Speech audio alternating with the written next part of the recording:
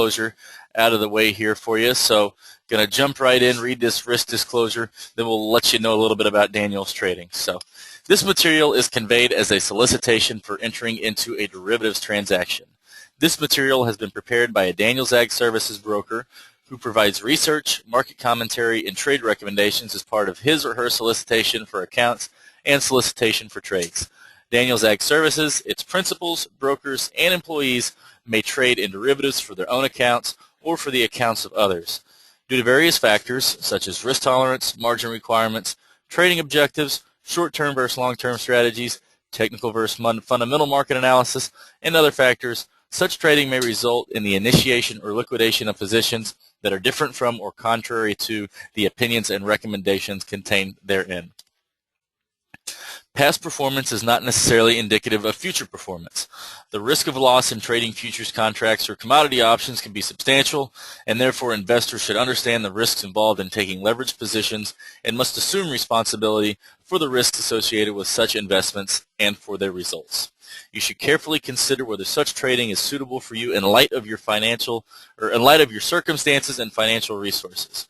You should read the risk disclosures assessed at danielsagservices.com.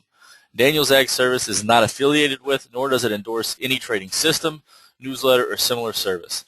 Daniels Ag Services does not guarantee or verify any performance claims made by such systems or services. Okay, so we got the risk disclosures done with here for you, so let's go ahead and introduce you to Daniels Ag Services. So we were founded by the guy you see there in the picture on the right. Name's Andy Daniels. He's a renowned grain trader here in Chicago. Actually been involved in agricultural business since the 80s. Started out as a grain merchandiser. Took the relationships he gained there and became a futures broker. Built Daniels Ag Services and also Daniels Trading, which we'll tell you about here in a second. And basically what our goal here and what we do is we help participants in the ag world run better operations through the futures and options markets. So with that said, let's go ahead and introduce myself and John Payne here to you. Again, that's me. That is not Casper, the ghost you see up there to the right. That is actually myself. I'm a senior ag market consultant here with Daniels Ag Services. I am a senior broker with Daniels Trading and also the publisher of the Wilkins Ag Wire. And with me today is John Payne. Hello, everybody. Thanks for having me today, Drew. I appreciate you coming, and all the folks who read my newsletter. I appreciate you guys stopping by as well. Excited to kind of show you a different way we're looking at the grains markets this year, show you our perspective and how, some maybe ideas you can learn from going down the road. So we're very excited to have everybody here. Thanks for taking some time out of your day. All right. So with that said, want to jump right into a takeaway here. When we work with folks, we like them to have a takeaway of their experience and what they get out of Daniels Ag Services and Daniels Trading. So we did introduce Daniels Trading to you here and Daniels Ag Services. So obviously we wear a couple of hats here under the Daniels brand. Daniels Ag Services is where we work with producers or ag traders that might want to have a little bit more of a risk management approach, whether that be a producer looking to hedge some grain or whether it be an end user looking to lock in prices down the road or reduce some risk due to some grain they just bought. That fits under more of the Daniels Ag Services hat that we've got there to the left.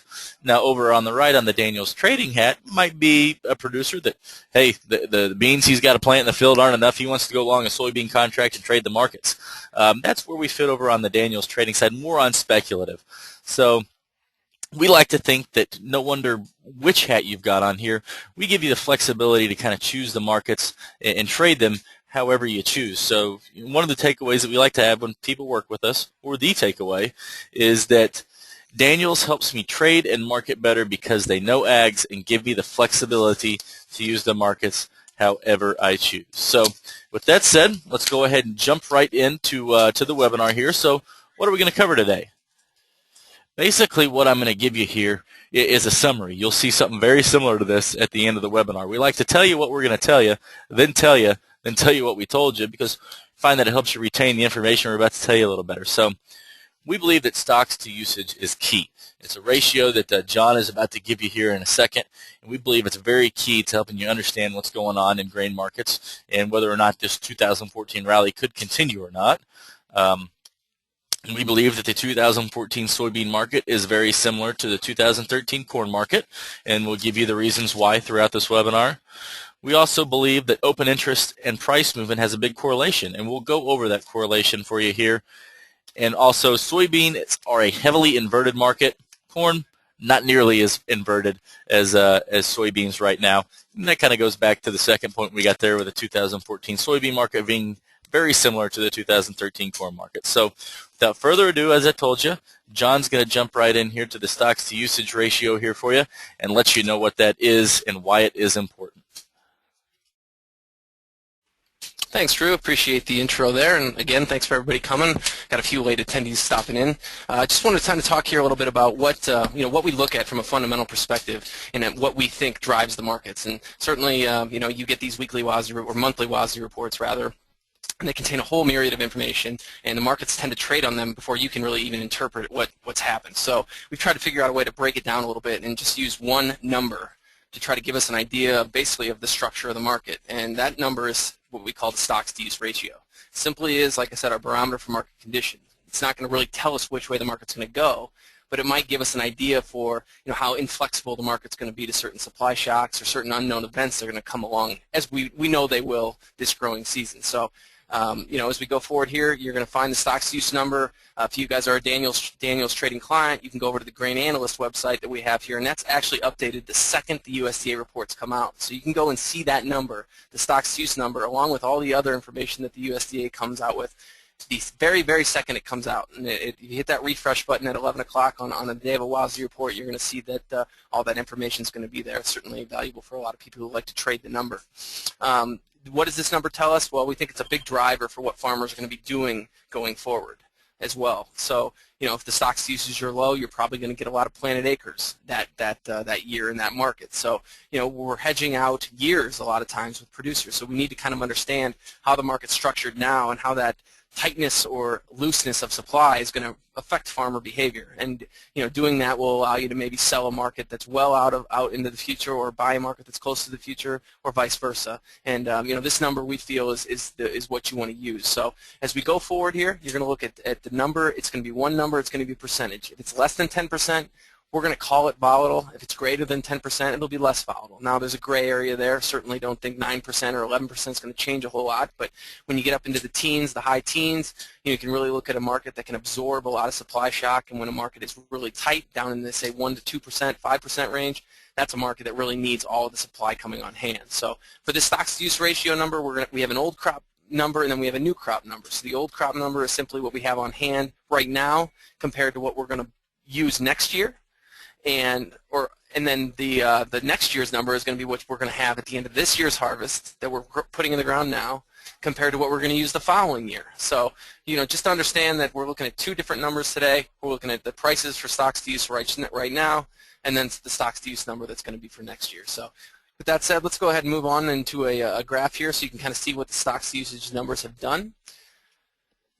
I think it's pretty straightforward. If you guys have been following these markets for a while, you kind of see what what the effect is of a lot of this stuff. So before we move on, I want to just explain the left side of the chart is going to be the ending stocks, which is basically the amount we use versus the amount that we grow. So if we grow 14 billion and we only use 13 billion, that ending stocks number is going to be $1 billion. So as of right now, currently the stocks to use number is around 14 billion, or the stocks number is around 14 billion, as you can see, just below that 15 billion line.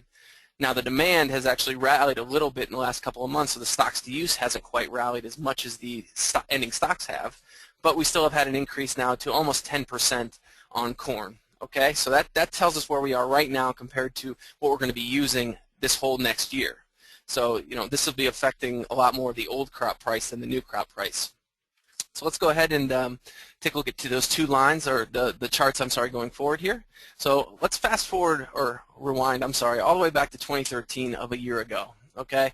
And this is the front month corn contract. It just continually rolled over, and we extended it out basically for 9 to 10 months going backwards from 1 year ago today. So as you'll see, we got the big run-up in harvest in the middle of, or the planting season in the middle of June. The grain stocks reports were very tight in the summertime of 2012. South America didn't have a good year. The U.S. didn't have a good year the year before. So we had a lot of pressure on growing season, and as you can see, the market moved swiftly from 625 almost up to 825 within just a couple of weeks, and that was due to, one, a tough growing season, but more so the fact that we didn't have a lot of stocks on hand to really help absorb that supply shock.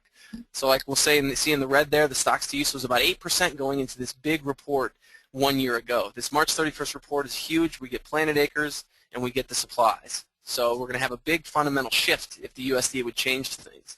And fast forwarding to what happened to that report last year, if you all recall, we got a really bearish number by the USDA.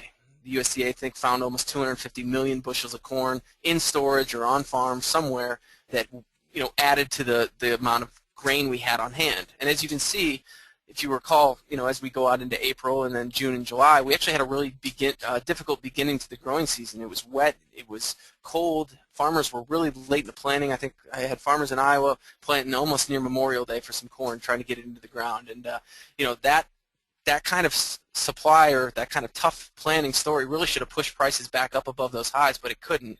And I think one big reason was that the stocks to use numbers were raised almost 2% on that report, and it really put a kibosh on any you know, increase in price over that, because the market didn't feel like it needed to ration any demand above those levels. So you know, the stocks to use level, like I said, is not a driver for price action, so to speak, in the short term, but what it can do is kind of be an indication of, hey, how high can this market go in the long term, because, you know, we have supplies on hand. So as you can see now, we'll go forward here into July, and you'll notice that there's a big gap in price. That was the rollover from July to September. All right, so this is what we could kind of expect for soybeans this year, and we'll talk about this in a couple of slides, but you know, we had a kind of an indication that the harvest was going to be okay. Once we got into August, we got good, you know, decent yield reports. I wouldn't say they were fantastic, but the corn got into the ground, and as the market started to realize that, it sold off rather quickly. And then those additional stocks that we had on hand really helped kind of take away any additional rallies we had during that dryness in August. So I think a lot of what we have on hand right now is not so much going to be a driver of price, like I said, but just kind of a, you know, the rubber band factor to when a certain surprise hits. How far can this market go? You know, the stocks that we have on hand are going to help absorb any of that. So you've seen the corn picture. Now we're going to go to soybeans, all right? And I think it's important that we relate the corn markets of last year to the soybean markets of this year. Drew's going to touch on that a little bit in the slides going forward, but just keep that in mind as we move to soybeans now, because the stocks to use level for soybeans is incredibly tight. We're below 5% now for the second year in a row. Really going back 4 out of the last 5 years, we've been sitting on these really tight levels, and the market, because of the need to plant corn, hasn't really been able to dedicate the resources of you farmers to planting soybeans. Well, because prices on corn are down this year, you know, you're probably going to get a little more price action in the soybean market. So that's one thing you want to watch out for on the 31st. But anyway, as you notice here, the stocks to usage levels are 5%. So what that tells us going forward is you need to be very careful doing any hedging this year. I'm not saying not to hedge. I think it's important that you do have some sort of risk management in place, but you need to know your risks, because unlike corn, where we have, say, you know, 1.4 billion bushels on hand to handle a supply shock, we don't have that in soybeans. And at this point in time, I think a ship just left down in South America today to come to the United States to bring some soybeans here. So we're going to maintain the tight setup we have going into the harvest. So the takeaway I want you to have from this is that because stocks usage is so low, any supply hiccups, and I mean planting hiccups, or, you know, a big, you know, drought in the middle of Iowa, or you have some sort of problem getting it out of the ground, this is all going to affect the soybean market a lot more on a relative scale than it will be corn. So keep that in mind as we go forward here. All right, so we'll go ahead and look at the kind of how the price action was affected last year by these tight stocks to use.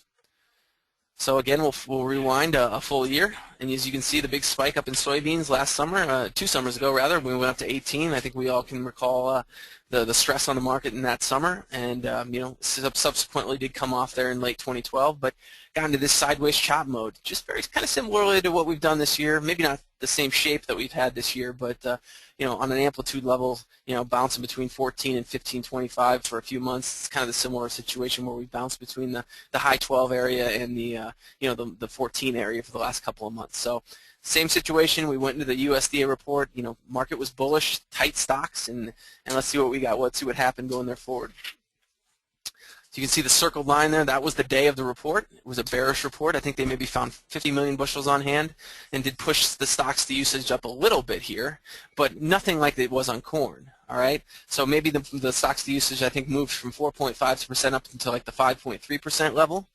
So as those planting delays took place, as the acreage wasn't there for corn, we saw the market really rally. And that front month rallied almost from the mid-13s up to topping out to above 16 within a couple of months. So it's important to note that, you know, soybeans certainly are the king market right now in the grains.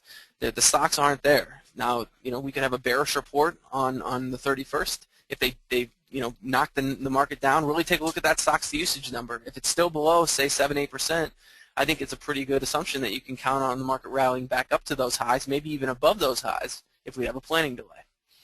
So as you can see right now, the market traded really very wildly last year. As we got into harvest, we moved. I think that month of August was a Mylanta moment for a lot of us as we moved from 12.50 all the way up to 15 and then right back down to 12.50 again. So I expect very similar type price action on the soybeans markets this year, and that's why it's very important for you to either know what type of hedges you're getting into or what kind of trades you're getting into in soybeans, or understand the risk that's involved, because the market can move $1 or $2 on these kind of reports. So just keep that in mind as we move forward here.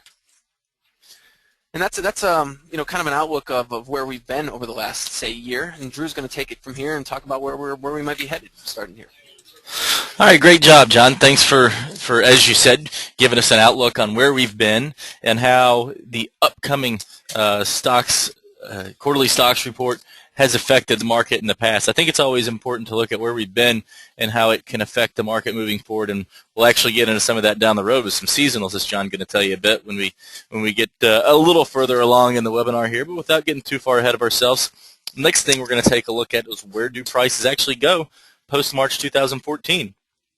Obviously, we wish we had a crystal ball in the middle of a wheat field right now. Unfortunately, we don't. If someone tells you they do have one, I'd probably start running from them. But we don't have a crystal ball, so we have to take the information that we've got on hand and basically figure how it's going to move the market moving forward. So what are some of the events that we've got on the horizon here? Well, first of all, we've got quarterly stocks and planted acres coming up at the end of this month. Obviously, that's a big report. We took a look at what John just showed us, what happened to the stocks to usage ratio and how that balanced out the market. When it raised up, we saw a drop in prices. So those are obviously a very important report. We've got corn planting going on. It's going on now down in the deep south and will continue through May. And then we've also got soybean planting going April through June. So those are some of the things that we've got coming up on the horizon here as far as things that could affect the market moving forward. And without further ado, we're going to take a look at 2014 U.S. corn supply and demand. So USDA Ag Forum came out. They're projecting 92 million planted acres and 85 million harvested.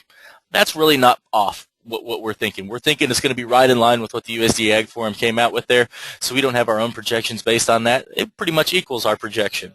As far as projected yield, 165 bushels per acre. You got a projected production of 14.02 billion bushels. You've also got projected demand at 13.3 billion bushels. Gives you a 900 million bushel projected surplus. And then you've got a projected 2014-2015 carryout of 2.3 billion bushels. So obviously that's a lot of data to take in. If you want to remember it, you know, it's a lot more things to memorize or have on your brain. That's why we really like taking a look at the stocks to usage. So taking this data and transferring it over to that stocks to usage chart we took a look at for corn earlier, what is that new chart going to look like? Well, let's go ahead and do that for you here. There it is. We took the handy Microsoft Paint tool and ended up drawing this bar here. So based on those projections, USDA projections that we just gave you, stocks to usage ratio, which is this blue line right here, should come in around 18%. So this past year, I think we're around 10.9%. So we're adding, you know, almost 7.1% if you want to be exact, from where we'll be at the end of this year. Now, if you remember, anything over 10 into the upper teens, that's going to be much less volatile to maybe supply shock or increased demand, just due to the fact that you've got much more supply. So if you do have some more demand going out, well, what's the big deal? We've got so much in hand right now that it's not that big of a deal. So just want to give you a visual graph, based on where we were last year compared to where we're expected to be, what this is going to look like. And you've got ending stocks coming in just under 2.25 billion bushels, and you've got stocks to usage ratio coming in right around 18%. So really did a great job of restoring ending stocks and stocks to usage ratio last year, and the way things are projected right now, looks like we're going to continue to build on that strong growing year last year, this moving year forward. So with that said, we're going to move forward now and take a look at what does that mean. We're going to get a big stocks to usage ratio after this year, should things go as planned. What does that actually mean? Well, for the short term, it likely means lower prices. No surprise there. We've seen corn go from what we saw in that chart John showed, from up in the $7 range now into to much lower categories. If you're looking at front month corn, we're still under $5. So lower prices in the short term likely, less supply shocks. Whereas before, when you've got a much lower stocks to usage ratio number, when you're up at 18%, like we discussed, you're going to have much less of an impact when you do have increased supply concerns or increased demand come through the pipe. Those supply shocks aren't going to create nearly the rally that it did in the past. And then you've also got encouraged fund shorting. Funds played a big role in getting prices up to where they were in early 2013 and also 2012. That's due to them buying into the futures markets based on the weather situations that we've had and other fundamental or technical reasons. They wanted to get long the market. Well, they can just easily turn around and go short the market as well. So we'll have to see how that plays out with the funds as far as long-term impacts. You got decreased production and less farming. The market's job is to try and incentivize producers to plant certain crops. Well, we've got a lot of corn on hand, and we're really tight on soybeans. That's why it looks like we're going to plant a lot more a record amount of soybean acres moving this fall, coming into the spring, and put less corn acres into the ground this year because we need more beans than we do corn right now. We're stocked pretty well up on corn, so we need less corn. We need more soybeans, and the market is incentivizing producers to do that through price. So we'll likely see a little decreased production and less farming as well. So now we're going to take a look at the 2014 soybean supply and demand. So the USDA Ag Forum came out with 79.5 million planted acres and 78.5 million harvested. We disagree with that a little bit. We think it's going to be higher, closer to 81 million planted and closer to 80 million harvested. And I've seen as high as almost 84 million planted as well on soybeans. So our projection comes in at 81. They're across the board. We'll get the data out for sure later this month, what the USDA is definitely expecting. As far as projected yield, expected to come in at 44 bushels per acre. Production, 3.52 billion bushels. Demand, 3.32 billion bushels, with a projected surplus of 200 million bushels, which puts the projected 2014-15 carryout at 345 million bushels. Again, that's a lot of information to process, a lot of information to remember.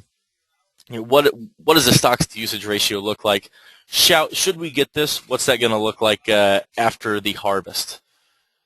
Well, again, we use the Microsoft Paint tool to add what it projected should look like, and it should come in just around 10%. So we're essentially almost doubling the stocks to usage ratio that we had last year.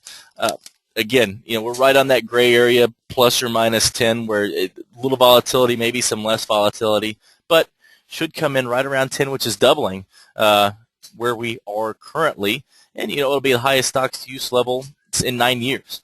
So definitely a pretty big deal. If we produce like we expect, that we could potentially get the levels we haven't been in stocks to use in 9 years in soybeans. So that's a pretty big figure. And hey, Drew. Yeah. Hey, Drew, real quick here. I just want to talk in the slide before, he mentioned 81 million as our guess. And I think for it's important that you guys know going into this planning report that the guesses are very wide. All right, you have like the USDA Ag Forum down at 79, and you have some firms. I mean, I've seen 84 and some change. And today there was another firm out with 83. So what you can really do, and if you go back and save this slide here, the planted acres for every 1 million acres we plant, we add basically 44 million bushels to the ending stocks. So if we do 82, we're calculating 80, 81 here with 80 harvested. If you do 81 or 82 planted with 81 harvested, we're almost to 350. And when you go up from there to 83 or 84, you're starting to jump up into these other lines. So that's why this report coming out in a couple of weeks is going to be really, really important. The 31st is the date, and that soybeans are going to be the big mover on that. Great input there, John, and thanks definitely for jumping in and sharing that with us. So all that in consideration, what does that mean? So short term, lower prices are likely. Granted, we've got to actually produce the crop, but lower prices are likely as there's quite a bit that's heading into the pipe. Should we have a normal growing season, so wouldn't be surprised to see some lower prices. But due to the fact that our ending stocks are still at really tight levels right now, we haven't actually gotten that supply produced and in either growers' bins or in elevator bins or to end users. We still are likely going to have supply shocks. We saw a big example of that with China coming in and continually buying soybeans when a lot of folks thought they were going to be canceling them.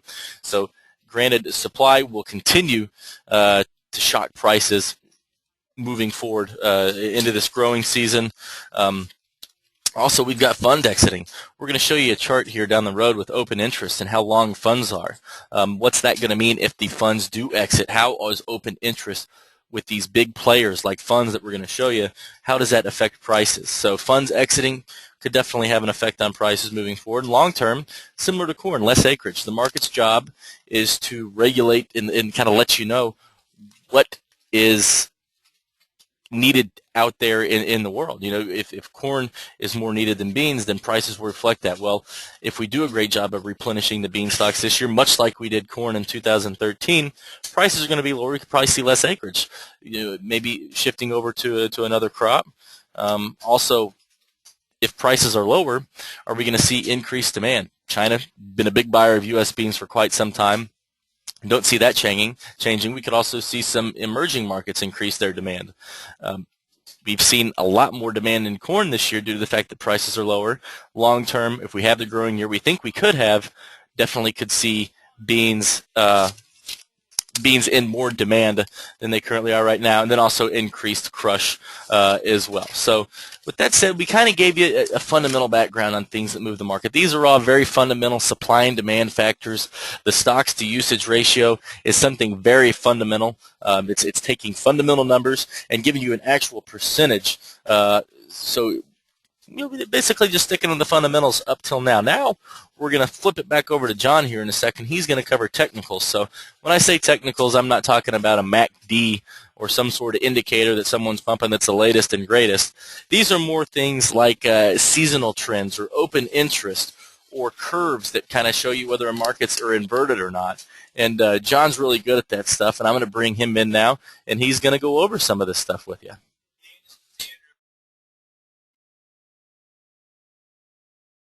Thank you, Drew, for that very kind word. I appreciate everybody, again, listening in, sticking with us here. Technicals, like I said, we're fundamentals analysis. We're in the store. We're looking at what product's on the shelves and how quickly it's moving. That's really the fundamental analysis we look to do here. From a technical side, we're standing outside the store and really watching who's going in and buying. That's the best way we can kind of describe it here. So we're not talking MACD or any kind of chart indicator, but these are some things that kind of show market participation and a couple of different things on the seasonal side that can maybe give us an indication of how we've done in the past and maybe what we might see these markets doing going forward. So with that said, we'll go to the seasonals for corn. And I think it's important to note here that we describe what we're seeing. All right, this is from our friends over at DTN. And on the left side of the chart, you have the percentage rally of the red line. Okay, so the red line would be this year. Blue line would be the 5-year seasonal average for corn. And the starting point is going to be September 1. So that's the beginning of the crop season. So we're starting from September 1, working through August. So if you guys find us somewhere here in the middle of February, middle of March you'll see that that red line has really trumped a lot of the seasonal action, or actually came a little bit later. I think a lot of that due to the harvest and some demand that kind of creeped into the market as prices got down in those low $4 levels. So we have gotten our move here, and seasonally, the last 5 years we're really pointing to a sideways market going through the planting season. So it'd be interesting to see if the stocks to use changes and if that does drive prices one way or the other. But seasonally, It'll be interesting from our perspective to see kind of what those lows are. Are we going to go down to that 450 level again and bounce from there, or does it kind of rocket through 5? Seasonally, it looks like we're capping out, I guess, as the corn gets in the ground. So that's something to keep a note of. Once corn does get planted, you tend to see not only new crop prices level off a little bit, but old crop stocks start to move as producers are a little more certain of what they're going to have the following season. Looking at soybeans. Soybeans are very strong seasonally the last 5 years. The markets have treated the first half of the season very, very well. And I think a lot of that has to do with the lack of production out of South America and the tough growing seasons we've had here, really 4 out of the last 5 seasons. So if this year would happen to be an anomaly and we have a good season, these seasonals might not matter. But as you can see, as the grain went into the ground, say mid-May to early June, we do tend to trade sideways a little bit. And then really the last 5 seasons we've had tough late summers, and that's what I think you're seeing, that big pop on the back end of the chart there. And what will be interesting to see is if the South American production helps us support or resist any of these big moves up as we go forward. As analysts, you look at world stocks as well, and we're not getting to that today, but South America is something we're not talking about here, but they do have supplies now, which really are bigger than they've ever had and bigger than we're used to having. So it'll be interesting to see as we go forward here what that does to price.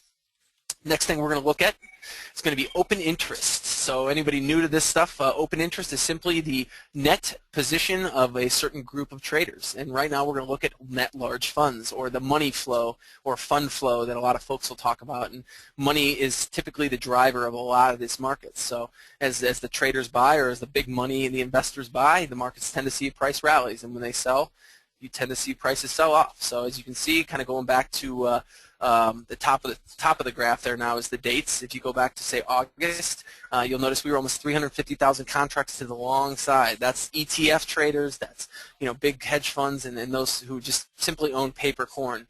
And they've really decreased a lot of those positions from the August of 2012 when we were trading around $8 all the way down to the low a few months back on the harvest when they were almost 150,000 contracts short. So the interesting thing we've seen here, and if you look at the price action on the bottom, we haven't seen really a sharp move up.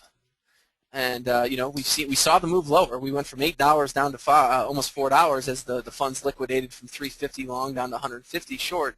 But we haven't seen the market really retrace higher on that kind of velocity. And I think there's 2 reasons for that. One would be the stocks to use. Farmers are selling into this.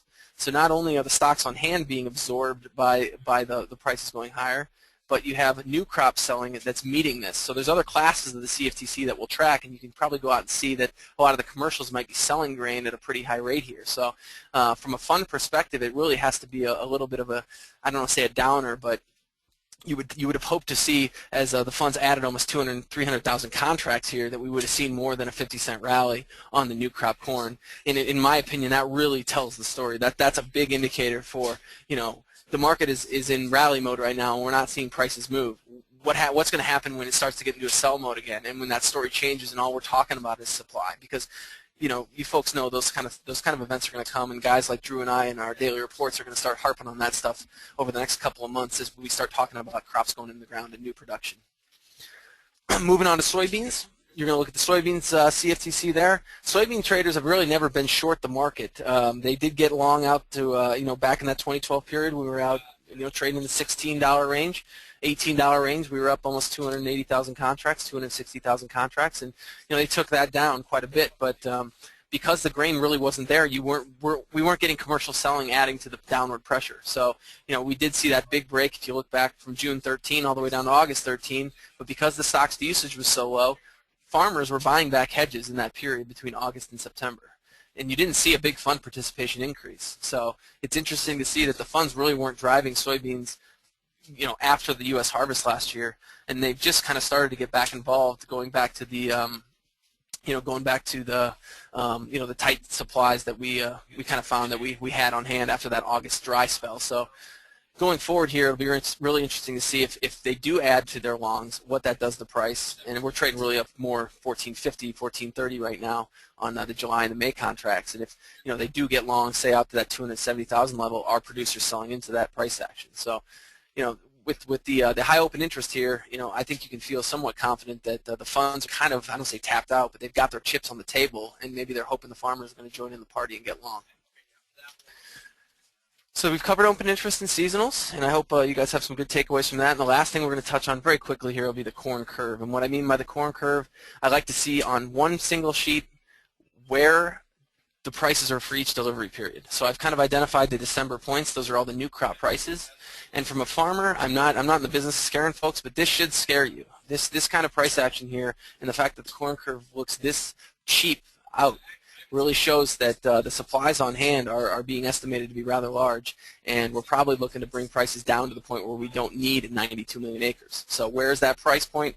Who knows at this point, but the matter of fact, the time here we are in what I would call a fully inverted market, where the Decembers are all trading under each other, and that really should encourage folks to go out and hedge early or sell early or do some sort of risk management in this 14 crop, because if you happen to be wrong and the market does jump on you, you have that 15 and 16 crop still in your pocket that's unsold. Or you could take the other side of the coin and maybe do some hedging on the 15 or the 16 crop and let the 14 ride. And if you happen to be wrong on the 14 and you're selling grain in the mid-4s or the low 4s, well, at least you have your 15 tied up for next year at this 485 level. There's no right way to do this, folks, and that's why we're never going to come out with some blanket recommendation. But as you can see in the corn curve here, things do not look that friendly going out into the next coming seasons. Moving on to the soybeans. Quick question for you, real sure, quick ahead, here, John, on the corn curve.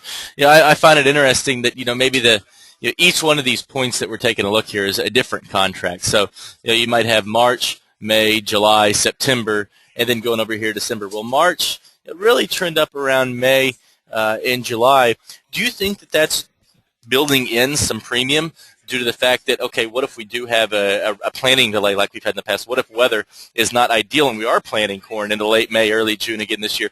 Do you think that's why prices are higher in those fronts as opposed to really dipping down into September and December?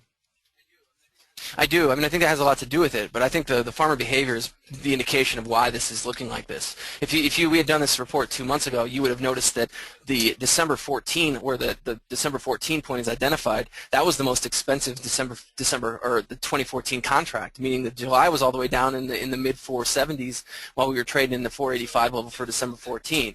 So as those funds have bought, and we go back to that open interest, as the funds have bought, they've been buying this old crop because the story's there. There isn't a lot of corn around at this point because farmers, a lot of them are storing it. They're not in a cash position right now where they really need to move the grain. But going forward here, especially as we get through the stocks report in the next couple of WASDs, watch this curve. If it goes back to a full inversion, I think that really spells a lot of demise for the way we'll harvest, especially if we can get it out of the ground. Great, John. Thanks for the explanation there. All right, so we're almost done here with the curve stuff, and we'll be looking at soybeans. So I don't think I have to explain much here and show you that the cash is king up front. I think we built these slides almost 2 weeks ago or a week ago, so this would look even more inverted at this point as the May is, I think, almost 20 cents now over the July. And, as risk comes onto the table, we've really seen the buying come into the front months. The planted acre story is going to affect that November 14 crop, though. So you've got really two stories. You've got the South American product that's coming out of the ground, and actually the Chinese story of cancellations. That's going to affect the front of that curve. And then you've got the November 14 and beyond, and that's really what we're planning this year. So if we get an 83 million acre number, you could see the market go even more inverted as the cash market stays as it is. If they find stocks on hand and they only plant 80 million acres, you could see the market go to a little more of a carry and flatten out as we have more supply on hand, but that down the chain we're not going to have as much. So the curve right now is telling folks with grain in the bin to store it and move. Store it and re-own it and down the curve because it's cheaper. You can sell your grain right now for $14 on the market, and you can re-own it in November 14 for $11.75.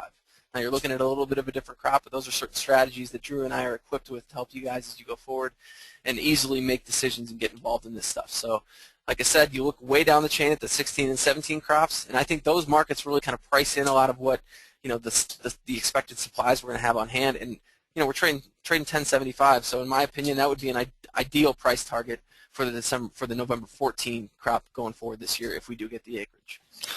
One thing I want to comment on and get your opinion on really with this, John, is one of the things we touched on in the beginning is that the 2014 soybean market is very similar to the 2013 corn market. If you were to look at the 2013 corn market this time last year, we'd probably be looking at a very similar chart, will we not?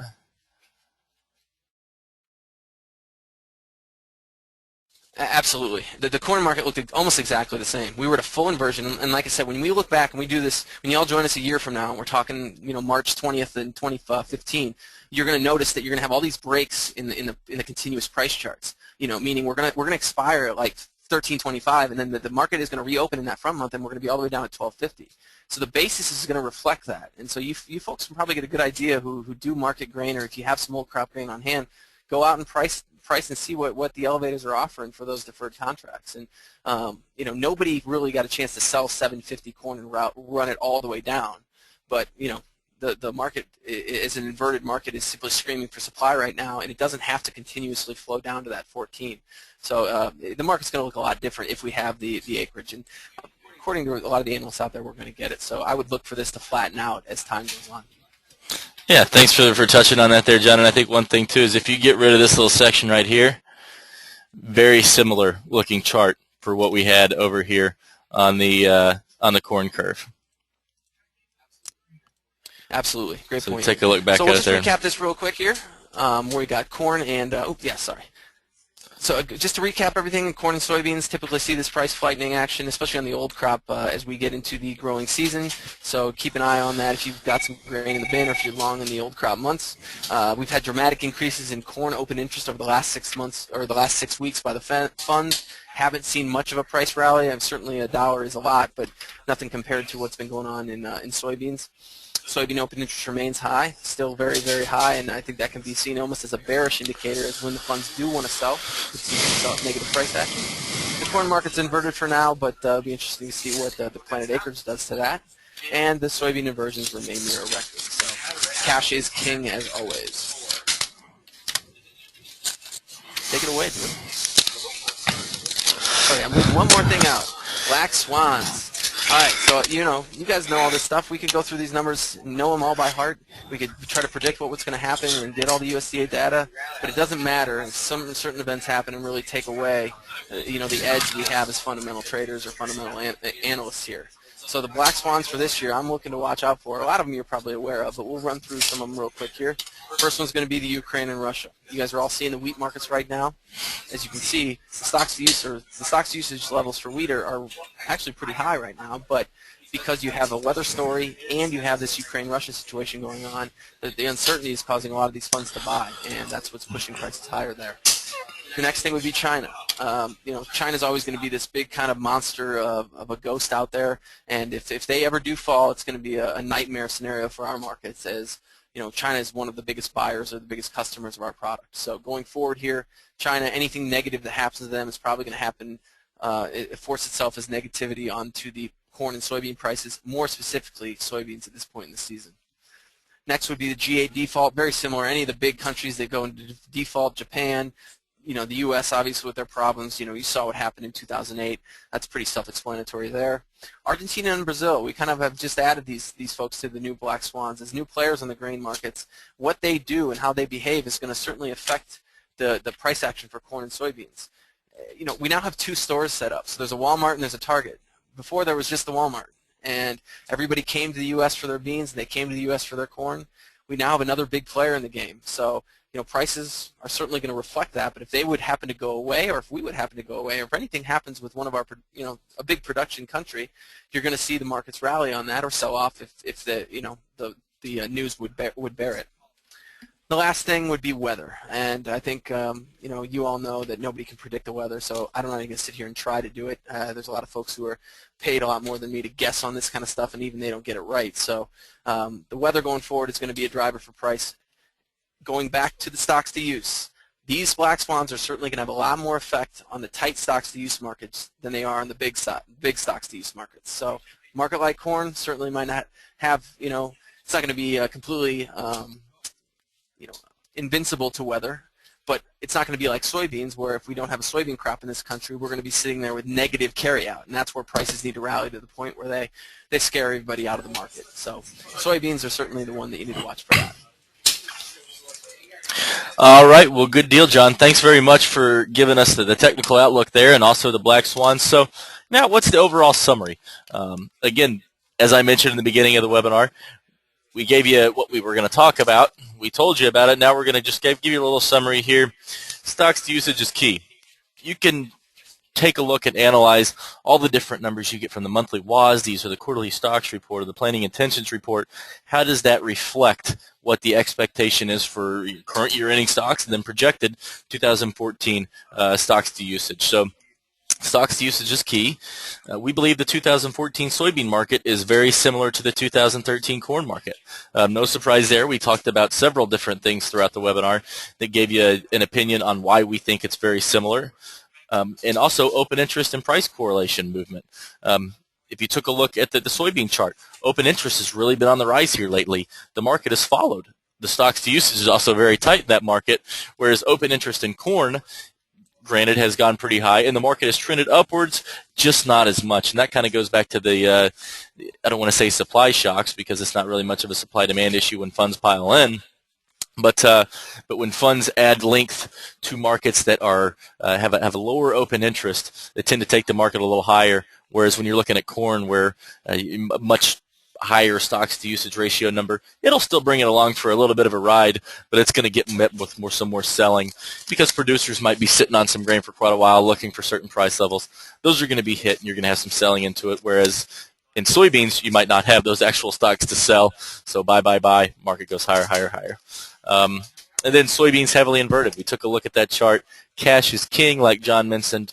Huge, huge inversion in the soybean market right now. So always keep in mind, though, those black swan events, they can throw the fundamentals out the window, throw all the notes away if we do get some of those. And again, they will affect soybeans more than they will affect corn. We get a little bit of a drought, we're not really going to see corn probably pressure up on the 750 level like we did. We do get more of a drought. It is going to affect soybeans, though, much more than will affect corn. So as far as will the 2014 rally continue, more so in beans than in corn for the front month. Beans definitely have the ability to trade higher. We're not getting Chinese cancellations like was thought. That stocks to usage ratio right now is still very tight. So those are a couple of things to keep in mind, and we do think that we could continue to rally here a little bit in the soybeans near term. Longer term, though, we believe it to be pressured a little bit. So with that said, how can you play these markets? These markets are fun to play with, whether you're hedging and coming up with some hedges, or you might want to get a little long and trade the markets yourself. So before we get into that, we've got to go through a disclosure here. And because we are registered and this is a webinar, the NFA has regulations discouraging us from sharing specific trade recommendations with you during this event. However, we do have very specific strategies for both hedgers and speculators based on what we have discussed today. We encourage you to contact us to learn the exact strategies we'd employ based on your circumstances as a trader or producer. And once again, before you enter any trade, you should know and understand the risks of trading futures, options, and spreads. So what are some of the ideas we have? Well, the first two we're taking a look at is getting short corn and getting short soybeans. And obviously, the time frames that we might do those and the way we might do those are going to depend on each individual. We might have a long-term outlook that might require you to be in a trade for several months. And if you're working with a lower account balance, that might not make sense to you. And right now, the timing might not make sense to go short soybeans due to the fact that we do have such tight stocks to usage ratio right now, and we haven't even gotten a crop in the ground that could potentially raise that up. But we do believe that throughout the year, being short corn and short soybeans are good strategies. Again, due to it being a webinar and us being registered, we can't get into specific strategies, but we don't really have blanket recommendations here anyways. Each individual is different in the way they like to approach the market. Their risk capital level is different, and their trading time frames are different for as far as how long they might want to hold on to a trade. So we really like to talk with each individual individually, help develop them with a trading strategy. So feel free to pick up the phone and give us a buzz. We're happy to talk about the ideas we've got with you. We definitely have them, and we're happy to go over them with you. And now I'm going to flip it back over to John here to go over some of the potential hedging ideas.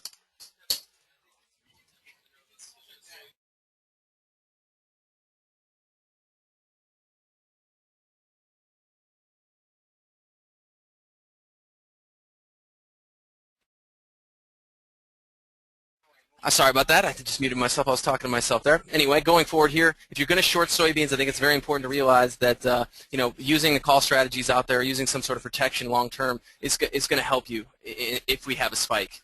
Calls and puts are to be bought usually when you don't need them, because when you do need them, they're very expensive. So going forward here, I love debit spreads and credit spread combinations because you know your risk and you know your reward, and you can let the time of the market work for you. All right. I mean, if you can open an account with an amount of money that allows you to hedge comfortably, you can put these credit spreads on where you sell a call and buy a further out of the money call, and you know your risk going in. You can take the premium from those that you get from those credit spreads and apply those to debit spreads if you want on the downside of the market.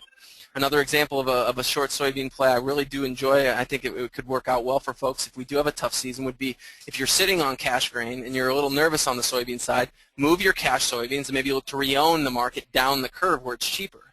If we go back to that slide where you showed the big curve, it doesn't make a lot of sense to re-own corn at 14. But if I can sell my cash grain at 14 and re-own the curve down in August where we're trading at 13 or trading down in the 12s, we can really take advantage of that, and that's what the inversion offers us.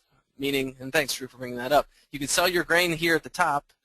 Now, the curve could be wrong, and we could be going higher here on that old crop, but hopefully the curve will come with it. So, simply, take your profits up here at 13.75 and go on and buy some calls or a cheap out-of-the-money option here to try to re-own the market. And if it would happen to rally, maybe that'll help cover you on some sales that you made. So it's about anticipating the market, not chasing it, especially when you're going to use option strategies. And like Drew said, as we go forward, I notice a lot of people on this list do work with both of us, and I'm sure they'll attest that we're gonna customize everything for you guys, and it's gonna fit your needs or your production levels. There's no blanket strategy that's gonna fit everybody. All right, thanks for the explanation there on that, John. And again, I want to bring up a slide here that I like to show. Take a look at this picture here, and you can see when you look through the rearview mirror there, you're looking at basically roads you've traveled before, and they're very clear. You have a good idea on what has happened. You know exactly what happened, and you know exactly why it happened. Whereas when you're looking forward, it's not so clear. Obviously, we've got an idea on what the USDA projects. That's very clear, but there's other events that could change between now and then that make it blurry. You don't know for sure what's going to happen in the future. So that's one of the things we pride ourselves in, giving our clients the flexibility to use the markets how they choose, not having just one blanket thing that we have everyone do. So again, I just want to revisit that we hope the takeaway that folks have when they work with us is that Daniels helps me trade market better because they know ags and give me the flexibility to use the markets however I choose. And while we do give you the flexibility to use the markets however we choose, these markets, they have risk associated with them. That's why we have to read the risk disclosure before the webinar. That's why we're going to have to show it here in a little bit. And that's why we have to show you the disclosure before we went into trade ideas, and we couldn't even give you exact trade specs. So we want you to have fun. We want you to stay safe. So you can think of us much like these lovely Baywatch lifeguards here, where we can keep you from getting in the undertow, which they might help you with, but help you out with risk. We're looking over your shoulder, making sure if you're entering a hedge, you know why you're entering this hedge and what it could do for you. If you're entering a speculative trade, why you're entering the trade, a defined risk on the trade, and basically just helping you with that. So we always like to throw this one up here. We like to help you have fun, but also help you stay safe as well, and make sure you know what's coming down the pipe and help you try and stay ahead of the market. And so how do you stay ahead of the market? Well, you can stay ahead with two of the multiple grain newsletters that we have here. The first one's the Wilkins Ag Wire. That's published by yours truly here, Drew Wilkins. It's a daily grain market video. Essentially, it tells you what happened in the grain markets the day before and prepares you with what could move them for the day ahead. And then also This Week in Grain, which is published by John Payne. It's a grain market newsletter published in the beginning and end of every week. And every now and then you'll get some sprinkled throughout the week as well. That's a great newsletter. Goes through charts, technicals, fundamentals. Very good newsletter that you should add if you're not already subscribed to either This Week in Grain or the Wilkins Ag Wire. So now we're going to take this time to revisit the risk disclosures, and we've got some questions here. So, John, I'm gonna pass this along to you since you kind of went over to the open interest chart. The first question we've got here is if the funds, example Goldman, have shifted or are selling commodity arms of their core business, how do we explain the recent gyrations in the past 90 days?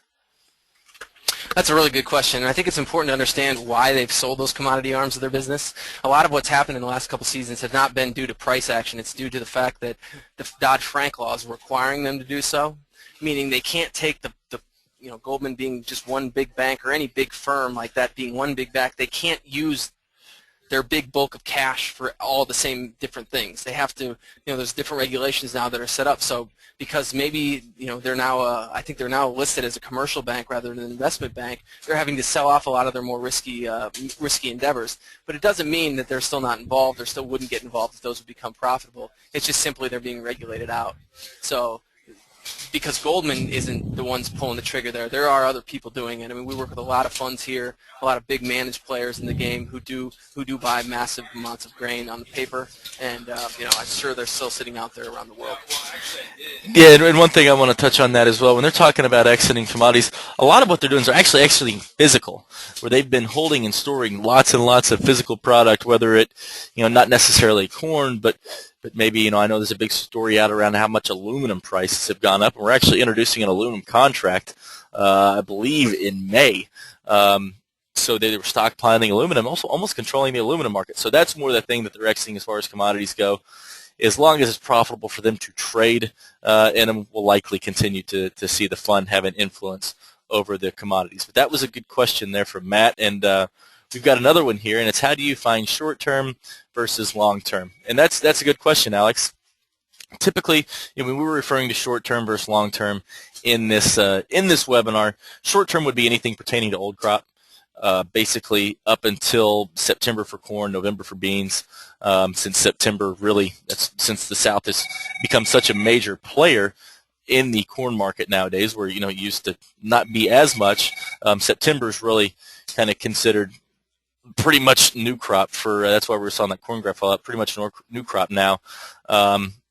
So for up until September for corn, and then really up until November for beans would be short term. After that, moving into those later contracts, that'd be more considered long term. So really good question there, Alex.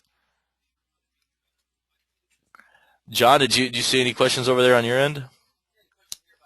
Yeah, I had a question here about wheat and how the wheat open interest, or I'm sorry, the wheat stocks were basically before this rally. And I think it's important to understand two things about wheat that are different than corn and soybeans. Wheat is simply a little bit of a different, more of a world market. So you have a lot of different classes of wheat. So when you look at the overall stocks of wheat, it tends to be a little bit higher around the globe, especially as you throw in countries like Australia and Brazil and things like that who are kind of new to the wheat game. Argentina simply grows a lot of wheat too. But then also within the United States, we have three real kind of defined classes of wheat. Obviously the Minnesota wheat that's planted in the spring, and then the two winter classes, Kansas and Chicago. Chicago is everything east of the Mississippi River. I would consider that. It's a little, spotty as you get into Missouri, but east of the Mississippi would be considered the Chicago, and west of the Mississippi, or west of Missouri, would be considered the Kansas City. Actually, if you look at the stocks used for Kansas City wheat, it's pretty low. They haven't had a good growing season the last couple of years, while the Chicago side has. So the Chicago side has really caught a lot of benefit from what's been going on out west. And we've had some crop tours over the last couple of days.